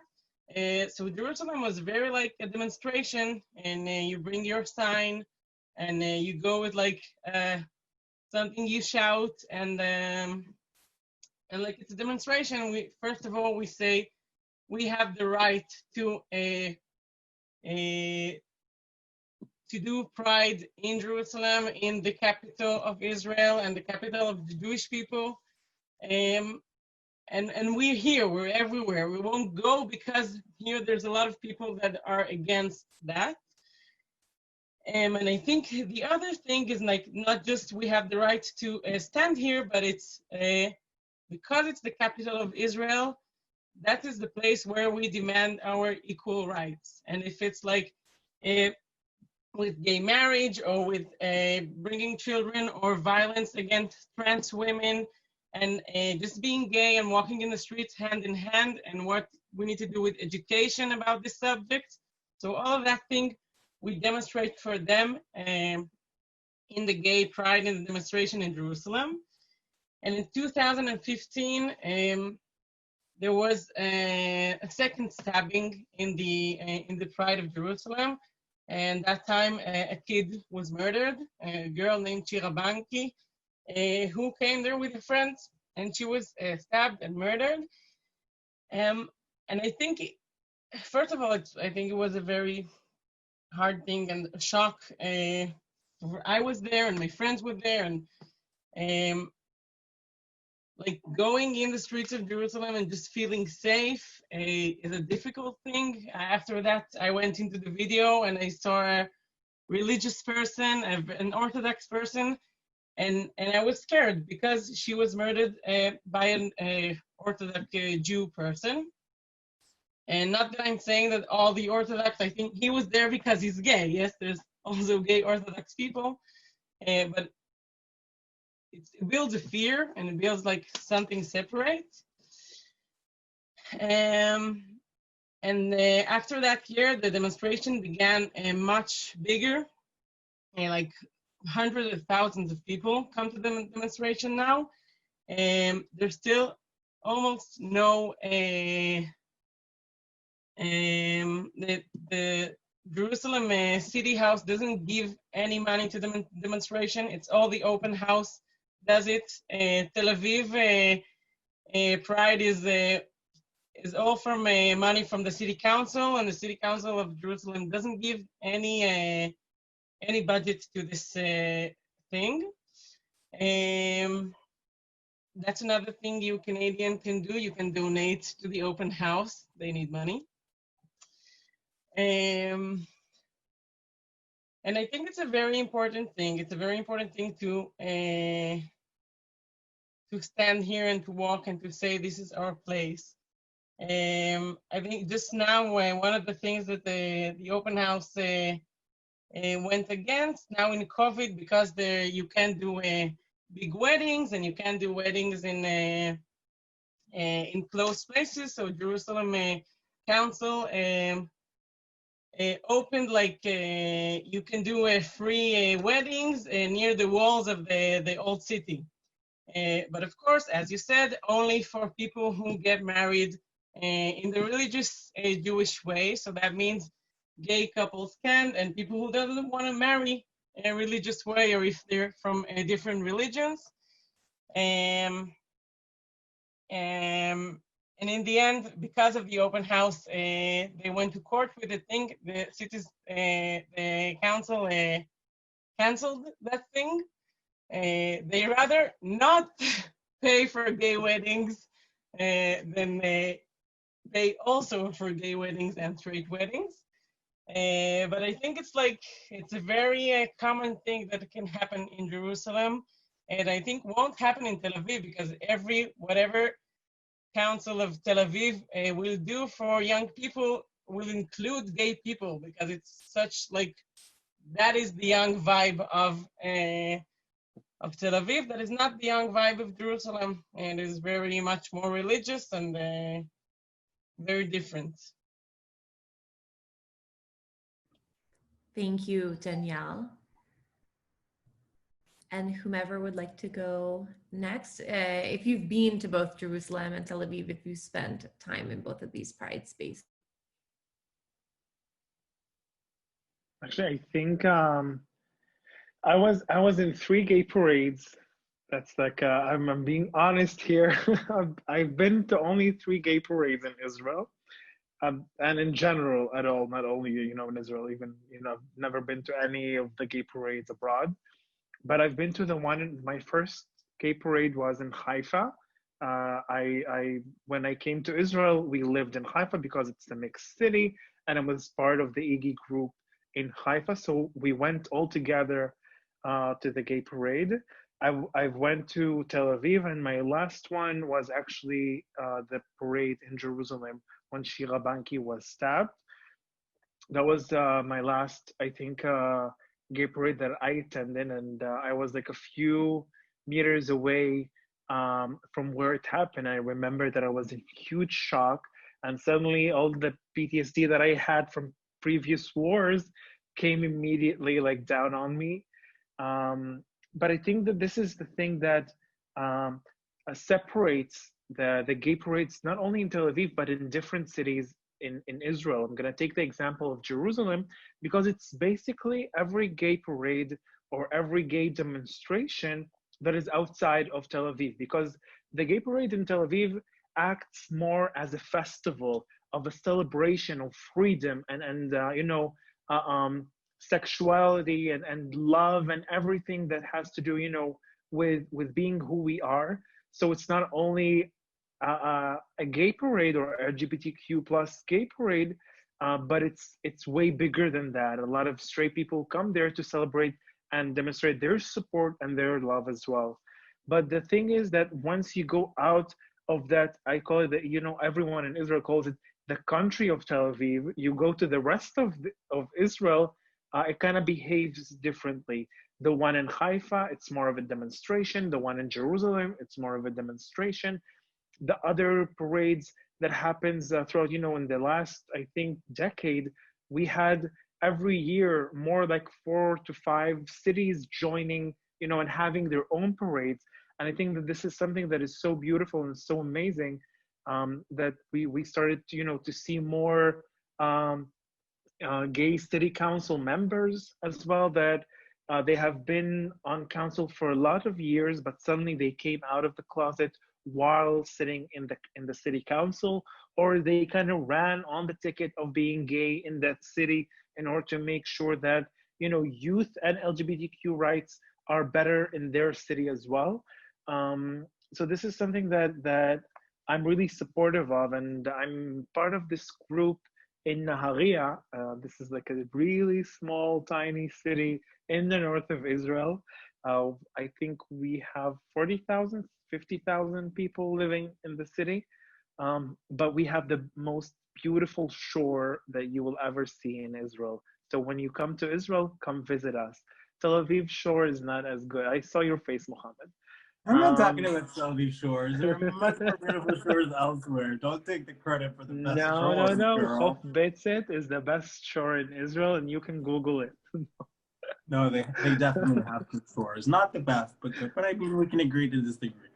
I think, look, I think to add to that, I think that I agree with with what Johnny said about the fact that the Tel Aviv parade is not really a protest; it's a festival. The last parade that happened before COVID was, I think, in 2019. There were about 250,000 people who attended, or almost 300,000. That's like an enormous number for a city the size of Tel Aviv. And people are mostly dancing, drinking, having fun. It's not really a protest, and in other cities it is. And I think that one other thing that I would like to maybe emphasize or highlight is the fact that, Yishai Shlisel, the terrorist, no less, who stabbed Shira Banki to death, is not just a random person who decided to come and stab people. He's a person who had the hateful ideology that made him stab people not once but twice. In 2005, he stabbed people in the Jerusalem Gay Parade, and he entered jail. And in 2015, he did it again. And the fact that he was able to come again to the same event that he had breached 10 years before, and stab a girl to death, is an enormous failure, to the state, to the police, and it's something that we need to, get our conclusions and learn from it, and prevent it from happening again. But it's very important to really highlight that, because in our reality in Israel, if any other person holds a knife and goes and stabs people at a political parade, in the street, or elsewhere, they'd immediately be called a terrorist.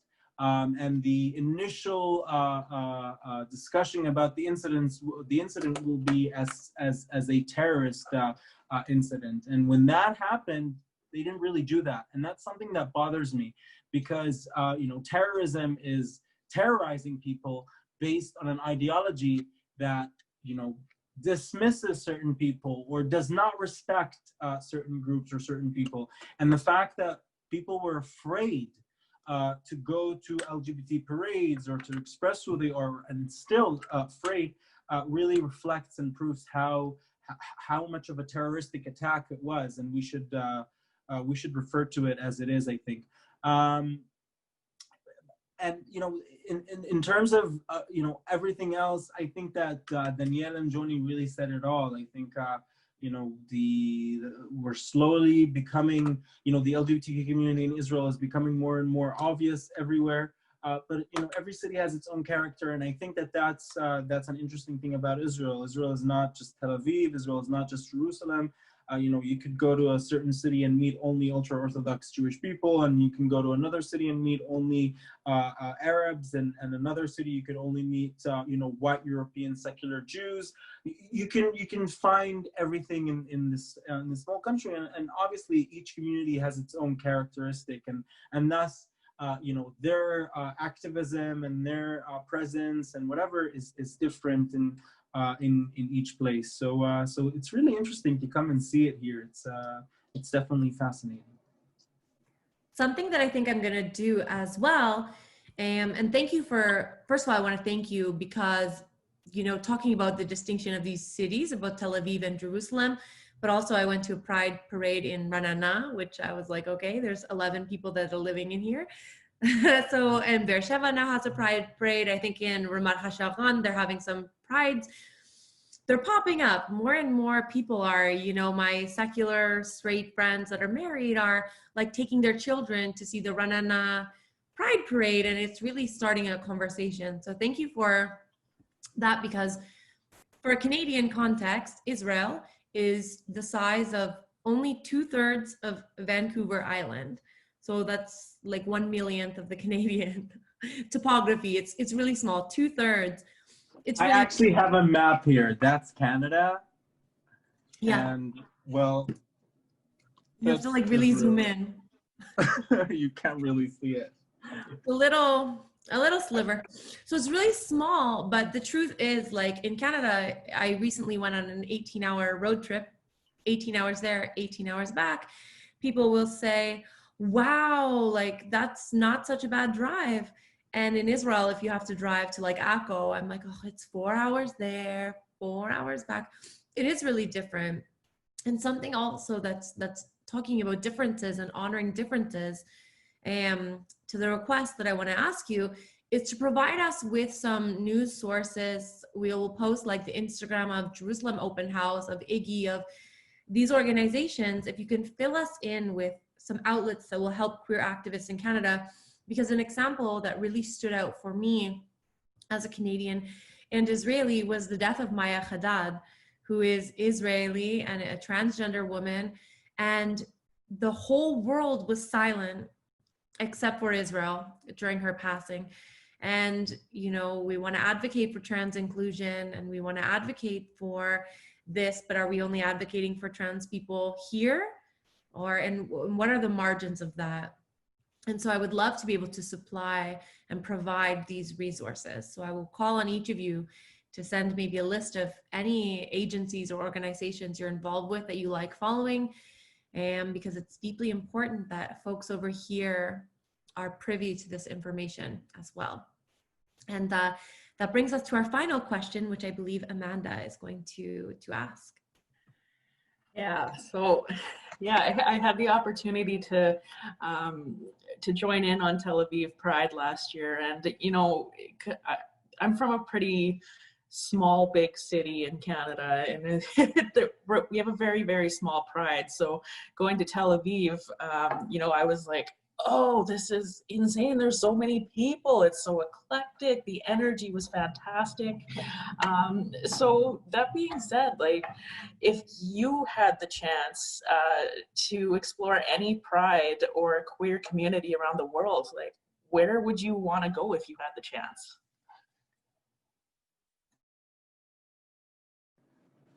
I'd like to go to Lebanon or Tunisia. Is there a specific pull to that region? Because I think it's very interesting to see.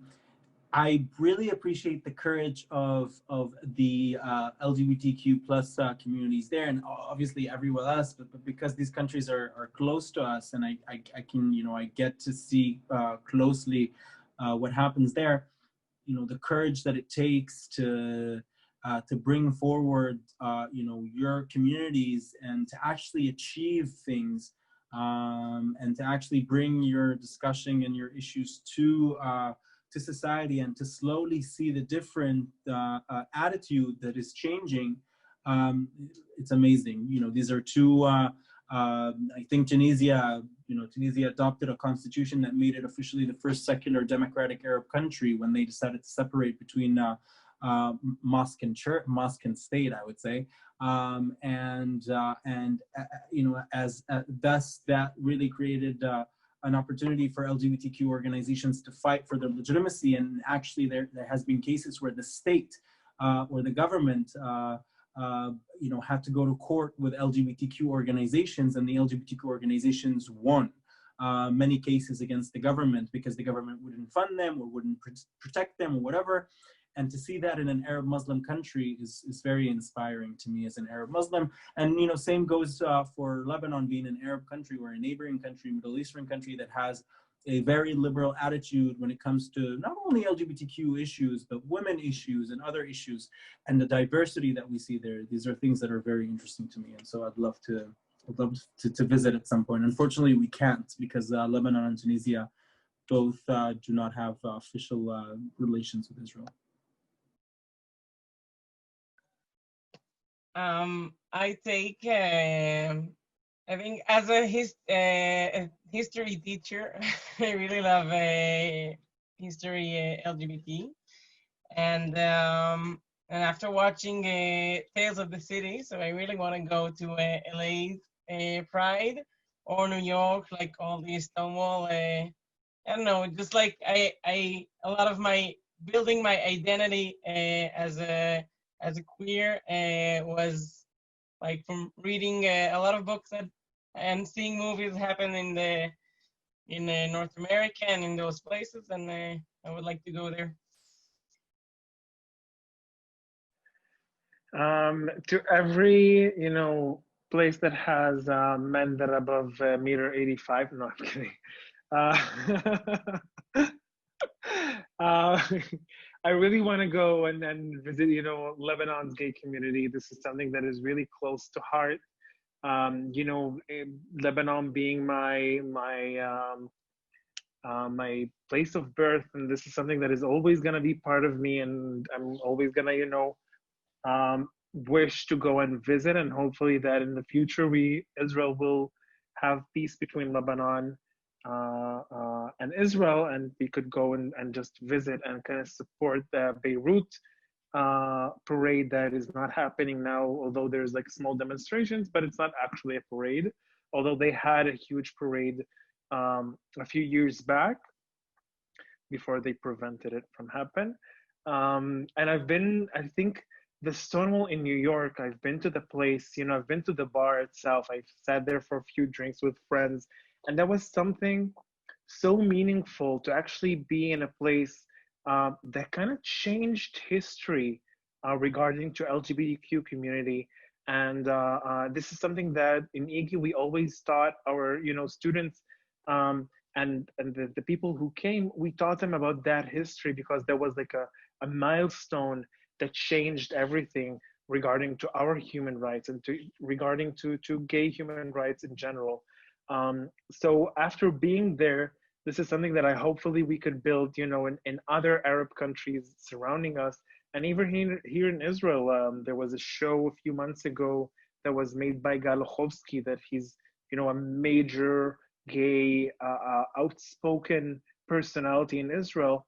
And he made a show called Hamapecha Ge'a, the gay, the gay, how do you say it? Like revolution, yeah, the gay revolution in Israel, and how it was changed. And I think Mohammed and I, we kind of were really opinionated about that, because he didn't mention at all the Arabic community in Israel. And hopefully that in the future they will actually include, Arabs in the series in the future. So yeah, definitely Lebanon is gonna be my first choice. Thank you so much. Well, even if Toronto and Winnipeg weren't on your list, no, I'm just kidding. And yeah, these are all really important places to visit. And you're right about the learning and the teaching and including these really important narratives. We have a saying in English, and it translates also to Hebrew, but like, we stand on the shoulders of giants. And there were people, specifically Black, trans women, who paved an enormous labor for us. I am deeply, deeply grateful on behalf of CIJA and also with our partner, the Jewish Federation of Winnipeg, and I'll allow Amanda to speak for herself in Winnipeg Pride, but we are deeply grateful for you for taking the time of your evening. I know that you don't have a lot of choices to go anywhere now that you're back on lockdown, but we do deeply appreciate you spending the time with us to talk about your story, your coming out, the very important activism work that you're doing, and how Canadians and Americans can lend support to these very important international causes. So thank you to Danielle, to Jonathan, to Mohammed, for all of your insights and really what was a deep learning, I think. Thank you very much for inviting us and having us, and for everyone who's watching and listening. Is there any last minute message you'd like to say? I'll let Amanda say first, and then we'll see if there's any final words. Yeah,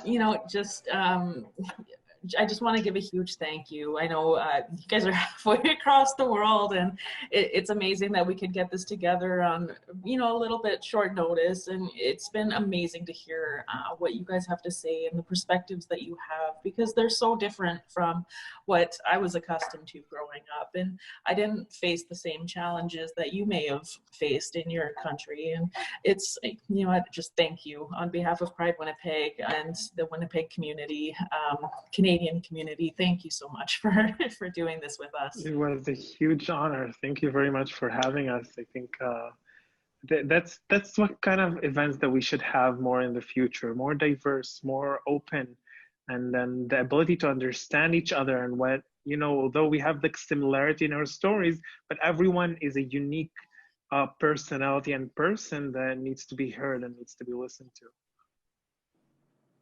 Yeah, I completely agree with what Johnny said. I thank you for giving us the opportunity. I would also like to thank our friends Ryan and Jordan for making this accessible to people to the American. I think American. You said sign language, right? I wasn't able to recognize. And so thank you for doing that. I think it's important also to make sure that our conversations and our public sphere, virtual public sphere is accessible to everyone. So thank you everyone for this evening, Yes. day, afternoon. Afternoon, yeah, whatever time of day it is where you are. And thank you so much, Mohammed. I'm so glad that you did that. I was about to, and I want to also honor what Ryan and Jordan said at the beginning. Before the webinar went live and went public, Ryan and Jordan asked, is there any word that you would like to leave with today? And the words that our panelists came up with were diversity, inclusivity, and acceptance. So I think we should all take those three words with us into what is for me the new year, what is for some of us the second half of a treacherous 2020. And thank you so much, everyone. We look forward to sharing this more publicly in the future. Thank you. Thank you very much. Thank you. Thank you. Bye. Thank you so much. Soon. Bye. Bye.